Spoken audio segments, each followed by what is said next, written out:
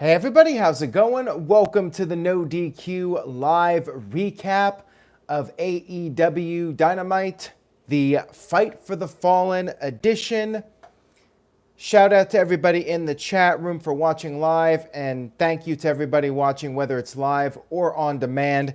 A special note before I begin, I will only be discussing AEW Dynamite on this stream Thursday night, 7 p.m. Eastern, 4 p.m. Pacific. I will be doing a separate stream to recap WWE NXT. This is a 1-week experiment to see what kind of reaction I get from you guys. Your feedback is very important this week. I would like to know if you prefer the streams separate or if I do both at the same time. Let me know. Let's go ahead and get started. We had our Fight for the Fallen intro. We had our pyro. Tony Schiavone was not there. Apparently, he was waiting for his COVID-19 test results. So because of this, Taz stepped in to do commentary with JR and Excalibur for the first hour of the show. We started off Fight for the Fallen with Cody versus Sonny Kiss for the TNT Championship. Sonny got this big introduction with cheerleaders dancing the whole 9 yards, did the splits. Cody had the early advantage in this match, and he was getting a little bit arrogant. He was doing the Scott Steiner push-ups to basically say that Sonny Kiss is no match for him. But then Sonny started to get in some offense. During this match, Tully Blanchard was watching, and the cameras made sure to get a good shot of him watching the match, so we'll see if there's a storyline follow-up on this. We had Sonny use Cody's Crossroads on him, his own finisher, for a near fall. And then Sonny did this 450 off the top for another near fall. Cody managed to regain the advantage by doing an Alabama slam on the stage. And he brought Sonny back into the ring, went for the cover, but Sonny got his foot on the ropes. Cody could not put Sonny away. He was getting frustrated, and then Cody did a heelish thing. He removed the turnbuckle pad, and Cody, of course, ended up getting knocked into the turnbuckle. Sonny rode up Cody, 1, 2, but no. Cody kicked out at 2. Cody then hit the Crossroads, finally able to put away a very game Sonny Kiss.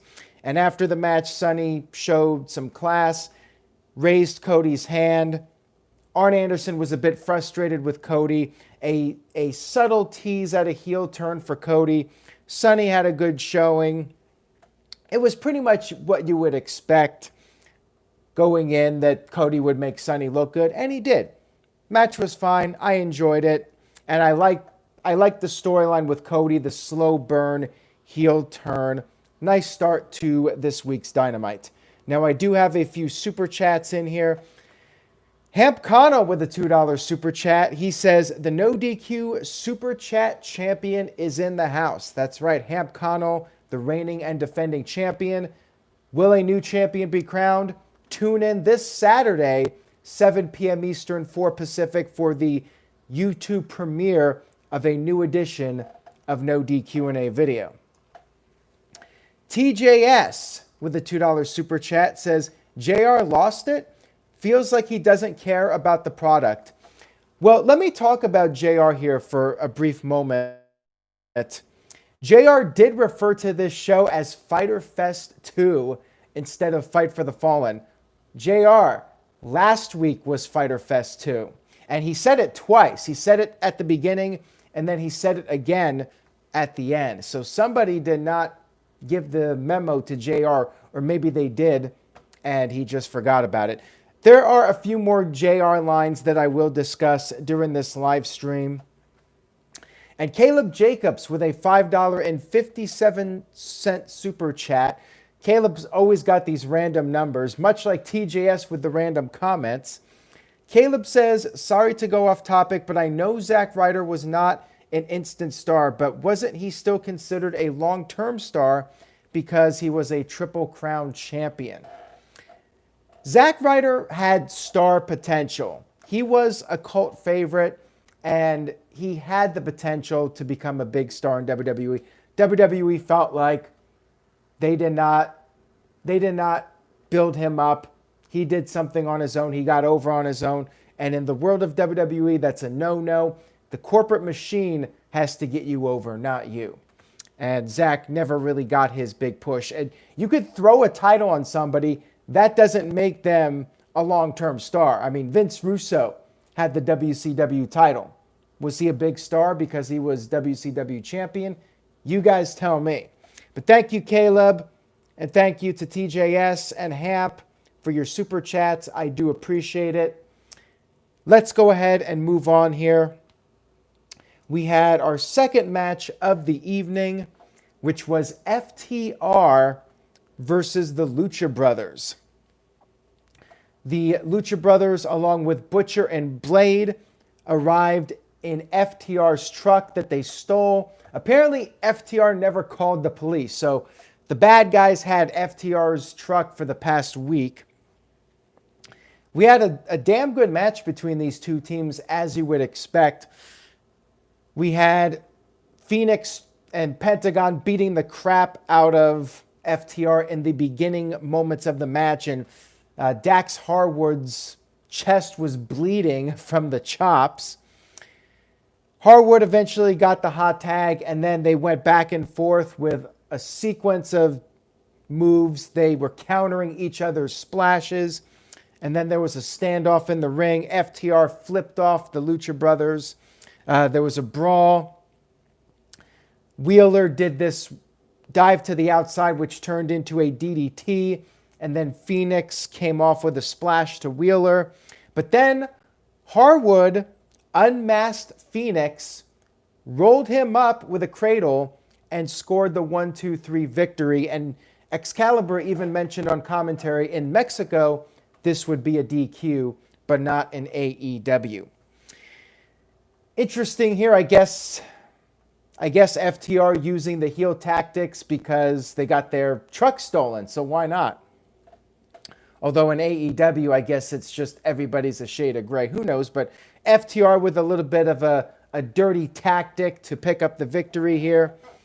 And then after the match, we had Butcher and Blade taunt FTR holding up the keys to the truck. And that's when the Young Bucks came in from behind with super kicks. And then Wheeler gave the thumbs up to the Bucks. Kenny Omega came out with a cooler. He had beers in the cooler. He offered them to FTR to be on good terms with them. But then FTR dumped the beer over Omega's head. And then FTR got their keys back and took off. We then had a very interesting segment on this show. We had the Inner Circle come down for a promo, and they were drinking these jugs of orange juice to mock Orange Cassidy. Of course, Jericho defeated Cassidy on last week's show. And Jericho bragged about how he had one of the best matches in AEW history against Cassidy. And something was up with Jericho's mic. I'm not sure what it was, but Jericho's voice sounded off during his segment. And later on, he was doing commentary and he sounded fine. So it must have been some kind of malfunction with his mic. It was really bizarre. Jericho started talking about the ratings war. So this got very interesting. This was Twitter on national television. Jericho said he is the king of the ratings, and he is the king of the 18 to 49-year-old demographic. He called himself the demo god, and he talked about how he made Cassidy look good in their match and said that the network wants a rematch, the advertisers want a rematch, and Jericho said, if everybody wants a rematch, too bad, because they are not getting one. The people in the crowd started chanting, "You scared." Jericho said OC had his chance, but he did not do good enough. He was good, but not good enough.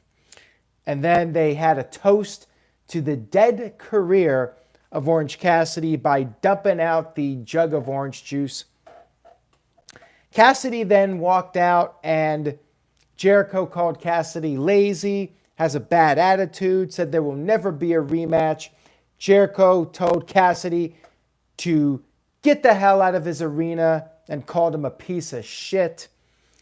Cassidy responded by giving the thumbs up, but then, like Batista, he turned it into the thumbs down. And that's when the elite, or excuse me, not the elite, the inner circle got not a bloodbath, but a orange juice bath.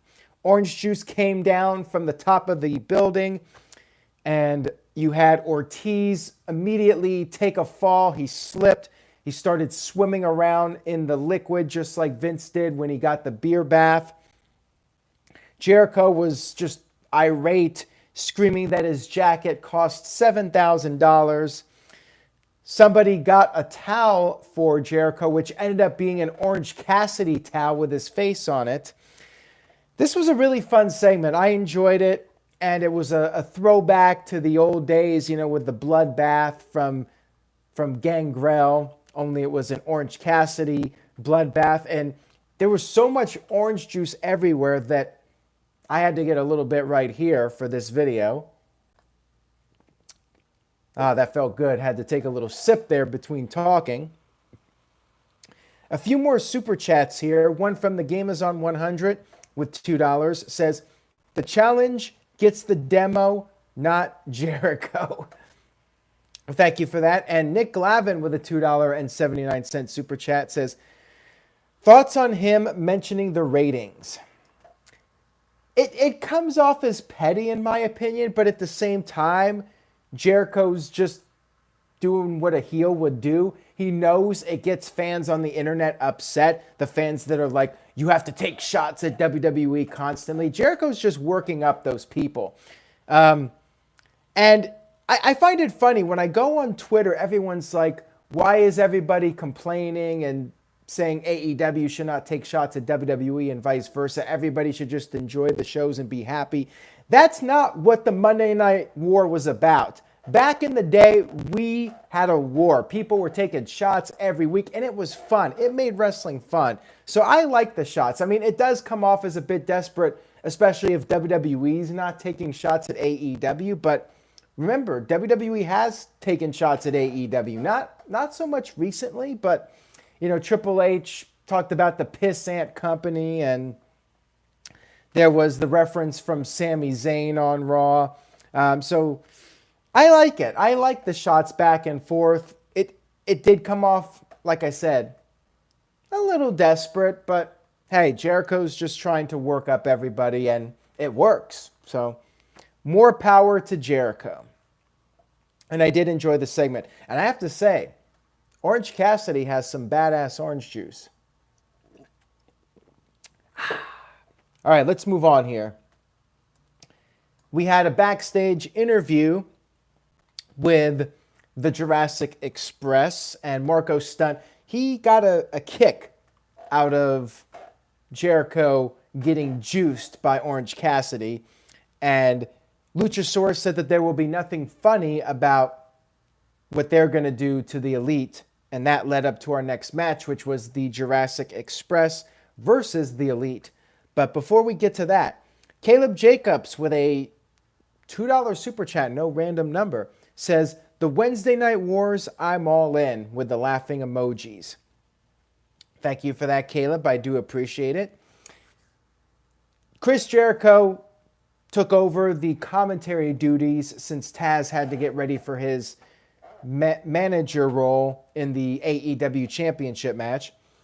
Jericho, of course, was very upset, and Excalibur was really instigating Jericho, showing replay footage of the juicing.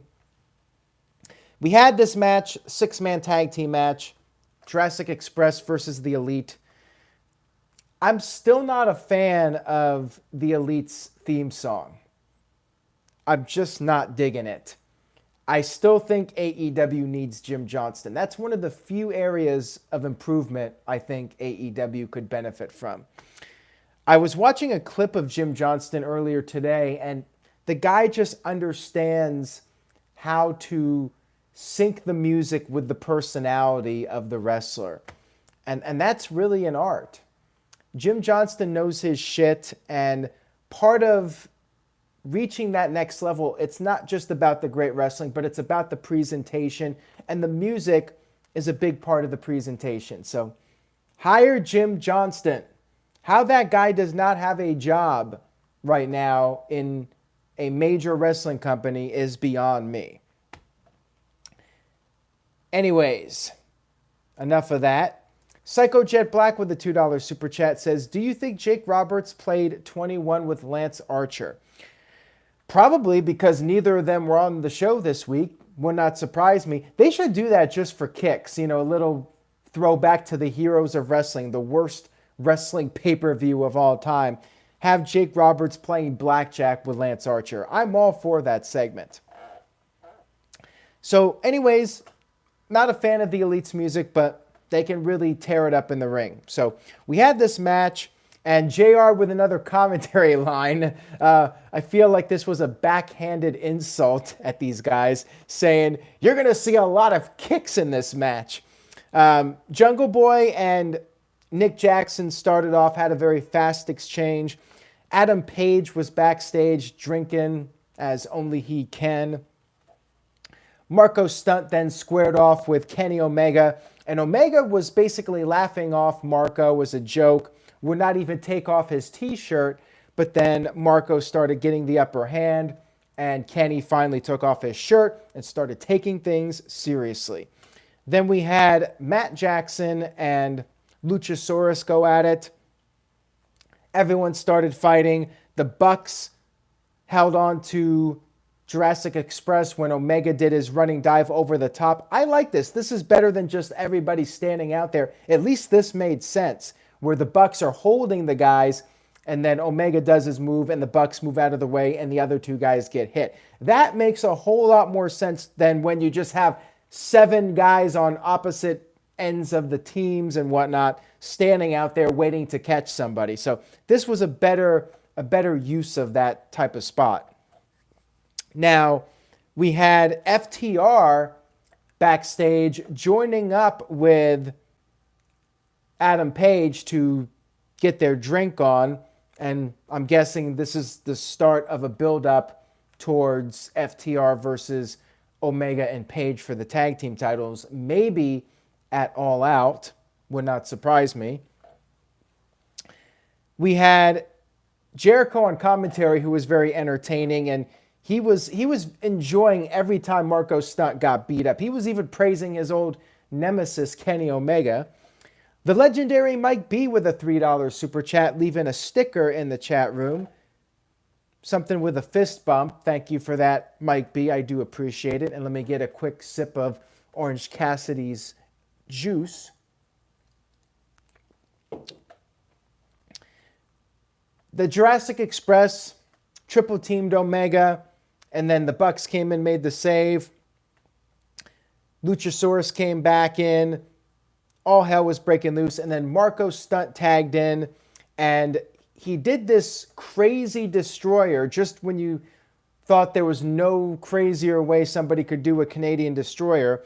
Marco Stunt from the outside of the ring on the ramp got up on Luchasaurus's shoulders and then hit Matt Jackson in the ring with the Canadian destroyer. Nick Jackson made the save. One thing I liked about this match, the guys were making saves, breaking up the pinfalls instead of people just kicking out of big moves. That also makes more sense than one of these matches where people are kicking out of things that should be finishers. So I like in tag matches when the pins are broken up, because at least then you could say, well, maybe that move would have ended the match. So I like it. And I think it should be done more often. Marco Stunt then rolled up Kenny Omega for a near fall, but then he got hit with the V-trigger, And then Omega hit the one-winged angel, and Marco Stunt did end up taking the pinfall here, as I figured he would, the weak link in the match. But hey, he got to beat up Kenny Omega a little bit, and it was to the point where after the match, even though Omega won, he lost his cool. He started beating up Marco after the match, and the Young Bucks had to pull him off. And Jericho, again, was enjoying this very much. So interesting here. We had a Cody Rhodes tease at a heel turn, and now we're getting a Kenny Omega one on the same show. And I had mentioned this before, with Adam Page getting really over with the fans, like if they were going to break up Omega and Page, maybe there would be a swerve and it would be Omega as the one to turn heel. So we'll see what happens with this. Caleb Jacobs with a $2.90 super chat. Why not $2.91? Says FTR needs to be the new AEW Tag Team Champions.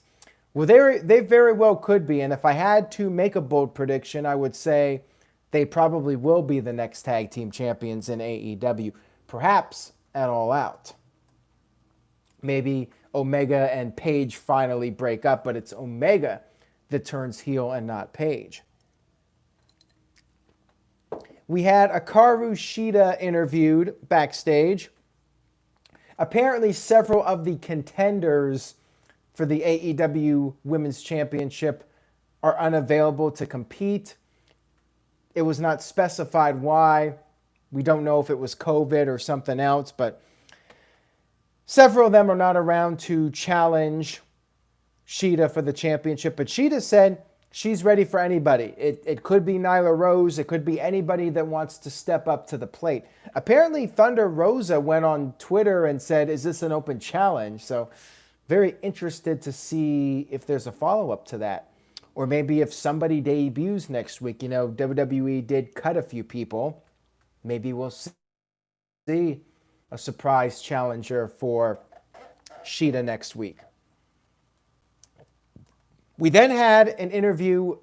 Well, this was earlier in the day, just a promo, not really an interview. It was just Moxley talking to himself, or talking to the cameraman, cutting a promo, talking about how he's pissed about everything going on in the world, and now he gets to purge all of his frustrations on Brian Cage.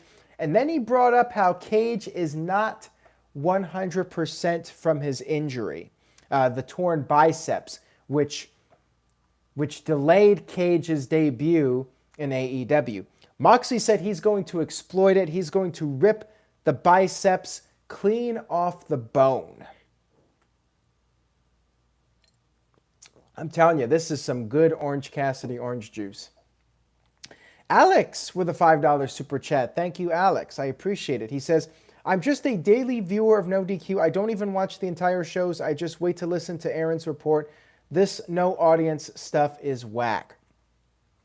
I agree with you, Alex, about the stuff with no crowds. It's hard to watch the show at times, but I have to give AEW credit and WWE as well for trying to make the most of it and having some people at ringside. AEW did it first, so they get more credit, but it does help. It does not replace the fans, and AEW had some really rabid crowds. It doesn't replace the fans, but at least it's something. Those early empty arena shows were really tough. These ones are still tough, but a little bit more watchable. And also, I feel like I've gotten used to them now, but I still miss the crowds, especially when the crowds were really hot and into the show. I mean, it really, really added to the atmosphere. Excalibur showed another replay of Jericho getting juiced. I can have a sip of orange juice to that. We then had the Nightmare Sisters, Brandy Rhodes and Allie. They had Dustin Rhodes with them in their corner up against Kenzie Page and MJ Jenkins, who was in NXT, and she was one of the lower tier people in NXT. She got cut. She made her AEW debut here, but the Stars picked up the win. Allie scored the pinfall, and Dustin Rhodes was a little bit reluctant to raise her hand. You know, there's that storyline with Dustin and QT Marshall, who was, I guess, dating Allie. QT Marshall apparently has COVID, according to Diamond Dallas Page, so he was not part of this show. We then had Dasha interview Nyla Rose. Nyla introduced her new manager, who was Vicky Guerrero. We did talk about this on the No DQ review recently. We brought up Vicky Guerrero as a possibility, and makes sense to me. Vicky Guerrero had a very annoying entrance song, and I know it's by design, but man, that was so annoying. She came out and she basically put the AEW women's division on notice, and she told the women to stop lying to themselves about how great they are. They will never be smart enough to know how to cheat to win, and Nyla is going to steal every opportunity that the women in AEW have ever dreamed of. I like it. Good promo from Vicky, and Nyla needs a mouthpiece. Definitely a positive move here. Gives Vicky something to do. Good stuff here. And Psycho Jet Black with a $2 super chat says, what if Nyla Rose's manager is Bart Gunn? We just had to get a Bart Gunn reference. For those of you that watched the No DQ review, you know that there's been quite a few Bart Gunn references ever since that faithful episode of Dark Side of the Ring when Bart Gunn was the focal point in the Brawl for All. I still think we should get Bart Gunn in a cameo, whether it's the bar fight at Extreme Rules, the horror show, or maybe at the next AEW pay-per-view. I want to see a Bart Gunn cameo just for fun. Smith's Grove says, does everybody need a manager? Not everyone, but keep in mind, back in the day, there were a lot of managers. In the 1980s, we had sometimes as many as 4 or 5 managers at once. I mean, we would have Bobby Heenan, Jimmy Hart, Slick, Mr. Fuji, Captain Lou Albano. There were quite a few. And I like managers. I think managers should be a thing, especially for people that are not great talkers. It helps them out with a mouthpiece. I think there should be more. Nick Lavin with a $7 super chat. Thank you very much for that, Nick. I appreciate it. He says, they almost spoiled it and played Vicky's music for Nyla's theme, LOL. Yeah, I noticed that. Luckily, they caught that. But yeah, definitely happy to see Vicky Guerrero doing something productive here in AEW. And then we had our main event of the evening, Jon Moxley versus Brian Cage for the AEW World Championship. Cage yelled at the referee the announcer to introduce him as the FTW champion. And before the match, Taz cut a final promo. He was upset about Moxley claiming that Cage is not 100%. He said that Moxley is chirping propaganda bullshit about Cage not being 100%. He told Moxley to get to the ring, which Moxley did. Moxley was wearing a Danny Havoc t-shirt in memory of the late Danny Havoc. JR then made another interesting comment. TJS brought up, is JR really feeling AEW, or is he just collecting a paycheck, just trying to stay busy? JR said that this match could be a bowling shoe ugly slobber knocker. Wow, I botched that. Slobber knocker. JR would use the term bowling shoe ugly to describe a match that is crap. It was code name for a bad match. JR said this throughout the years, sometimes during Great Khali matches or other matches that were not good. JR would say, this match is getting really bowling shoe ugly. Basically, JR's way of saying this match blows. So kind of an interesting line from JR. And this was right when the match was getting started. So yeah, maybe he wasn't feeling this for whatever reason. Ken Terminated by Google with a $5 super chat says, for some reason, Bob Backlund had a manager RIP to Arnold Scullin, but he was a stale manager. Arnie is a good worker, but bland as a mouthpiece. Yeah, I mean, he was like somebody to counteract the heel managers, when you had Lou Albano or Freddie Blassie or the Grand Wizard. So back then you had some babyface managers out there. Usually the babyface managers are not as good because they got to play by the rules, and I felt like more often than not, heel managers were way more entertaining and, they could do a lot more. The babyface managers were often limited. So anyways, we had this main event. They brawled in the stands, and Moxley, as promised, started working over the arm of Brian Cage, trying to injure the biceps using the barricade. And then Moxley put the barricade on the side of the ring up against the apron, and then it backfired on him, as this always tends to happen. Moxley got suplexed onto the barricade. They were sweating, and Jericho said it's like a sauna in Daly's place. They kept fighting, and then on the outside of the ring, Cage suplexed Moxley onto a chair, which was placed on the outside of the ring. Back in the ring, Moxley made a comeback, hit the paradigm shift. However, Cage kicked out of it. And JR was kind of not really selling it that well. JR was like very nonchalant. He was like, oh, he kicked out, one of Moxley's go-to moves. First of all, I thought it was Moxley's go-to move, the go-to move. But maybe there's other ones that JR is aware of that I'm not aware of. I mean, usually it's the paradigm shift. And Jericho was almost like having to make up for this. Like, he's like, this is the move that beat me. And he was very animated about it. But yeah, JR kind of felt like he was not in the moment. Very surprising. Because JR is usually very much into these main event matches. Moxley then put the armbar on Cage, and Cage kept trying to get out of it, but Moxley had firm control of it. Taz was getting very upset, and then Moxley gave Taz the finger, kept the move on, and Taz was very concerned that Cage was going to have his biceps torn. So Taz threw in the orange towel. Match was called off.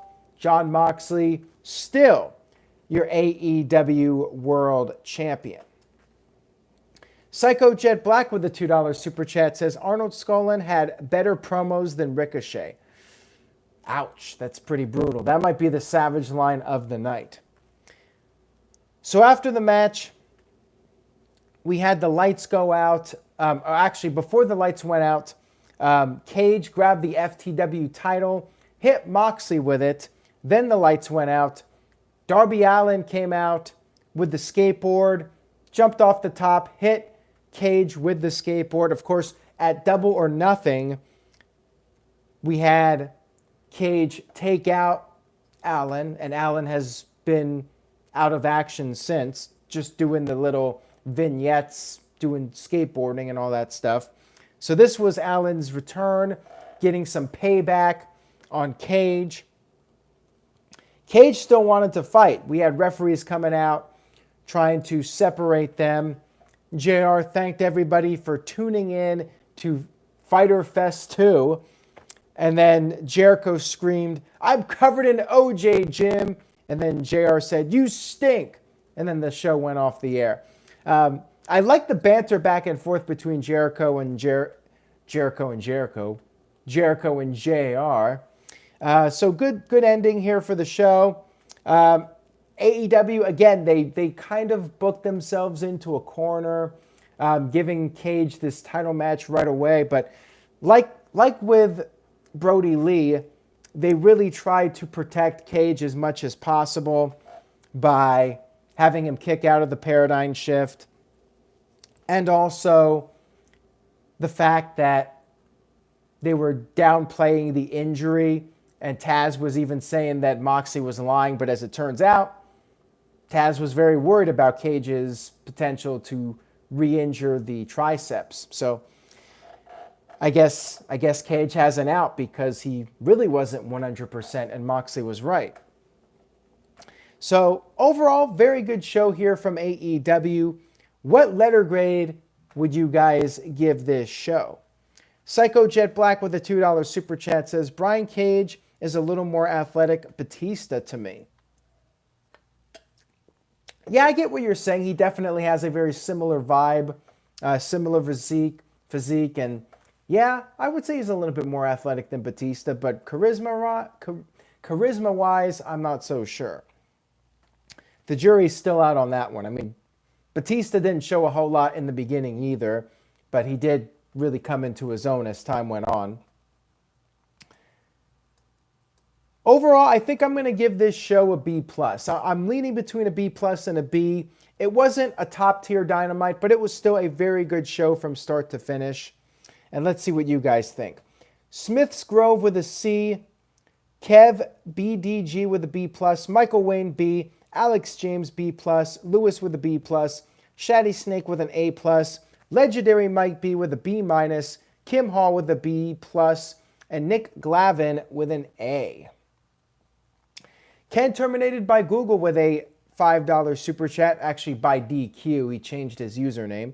Says, Rift, you know you were old when you were the only fan in the chat room who brings up Arnold Skolin and Nick Bockwinkel. RIP to two great workers. Yeah, well, Ken, I'm glad we got a couple of old school fans in here. You got to let everybody know about all the great legends. You got to drop some wisdom to the young folks in the chat room. So I appreciate you being in here, Ken, and letting everybody know about those legends. So check out Fight for the Fallen if you missed it. Very good show. NXT. I will get to NXT Thursday night, 7 p.m. Eastern, 4 p.m. Pacific. I will give my thoughts on the show, talk about the storyline directions heading into the next takeover, which presumably will be SummerSlam weekend. And again, your feedback is important. Let me know what you thought about this stream and what you think about me doing the videos separate. And tune in. If you want me to do the NXT stream separately, I need to know there's demand for it. So if you want to hear my thoughts, make sure you guys tune in. Thursday night, 7 p.m. Eastern, 4 p.m. Pacific. Thank you guys again. Be safe, stay positive, and I will see you guys next time.